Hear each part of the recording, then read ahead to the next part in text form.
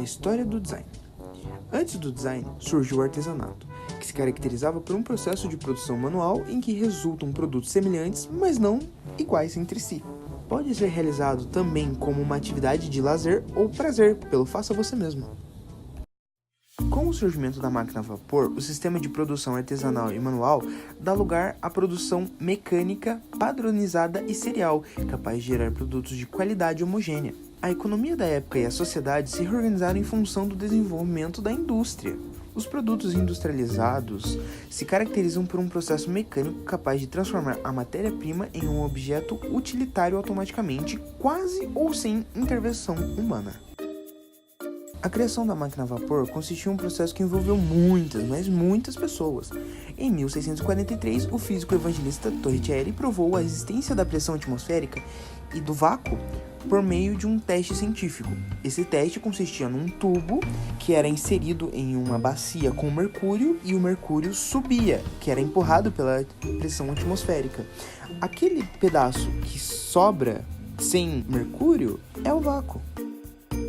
No ano de 1650, Otto von Guericke deu início aos experimentos com o vácuo.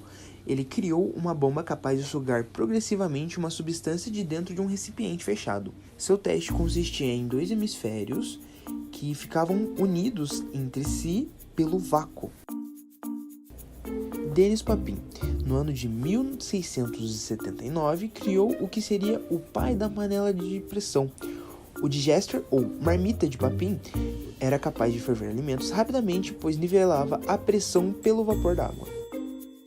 Thomas Savery, em 1698, patenteou o precursor do motor a vapor. O projeto utilizava o vácuo para transportar a água do fundo das minas até a superfície. Seu funcionamento era com um cilindro preenchido de vapor em alta pressão que era resfriado rapidamente. O vapor se condensava e o vácuo era produzido. Desse modo, a água preenchia o espaço e era bombeado para fora. Thomas Newcomen, nos anos de 1705 até os seus próximos 6 anos, trabalhou com êmbolos d'água, mais especificamente as bombas de Thomas Savery. Mesmo sendo uma das melhores da época, apresentou problemas. Durante seu projeto, junto com John Cayley, em 1712, desenvolveram e patentearam seu motor a vapor. A máquina consistia em usar vapor para impulsionar um êmbolo dentro de um cilindro. Assim, uma alavanca empurrava o veio de uma bomba para puxar a água em profundidades maiores de 50 metros. A automação da máquina era necessária, visto que para a operação precisava de pessoas muito precisas, os plugmen. A automação se deu por meio de conexões que abriam e fechavam as válvulas automaticamente quando o feixe atingia certas posições. James Watt, que ao receber para conserto em 1763 uma máquina a vapor do tipo Newcomen, a mais avançada de até então, observou que havia perda de grandes quantidades de calor. Era o maior defeito da máquina, e a partir dos estudos teóricos sobre calor, idealizou então o condensador. O condensador era um espaço separado do motor para condensar o vapor. Watt formou uma proveitosa sociedade comercial com Matthew Boulton, possibilitando o desenvolvimento de suas ideias e melhorando suas máquinas, aumentando sua eficiência significativamente. Em 1776, as duas primeiras máquinas a vapor projetadas por Watt são instaladas em uma mina e uma siderúrgica. Ele cria então a engrenagem central de sistemas planetários. Permite à máquina desenvolver o movimento rotativo, desenvolve também um sistema de hastes conectadas a um pistão motriz, um cilindro instalado verticalmente.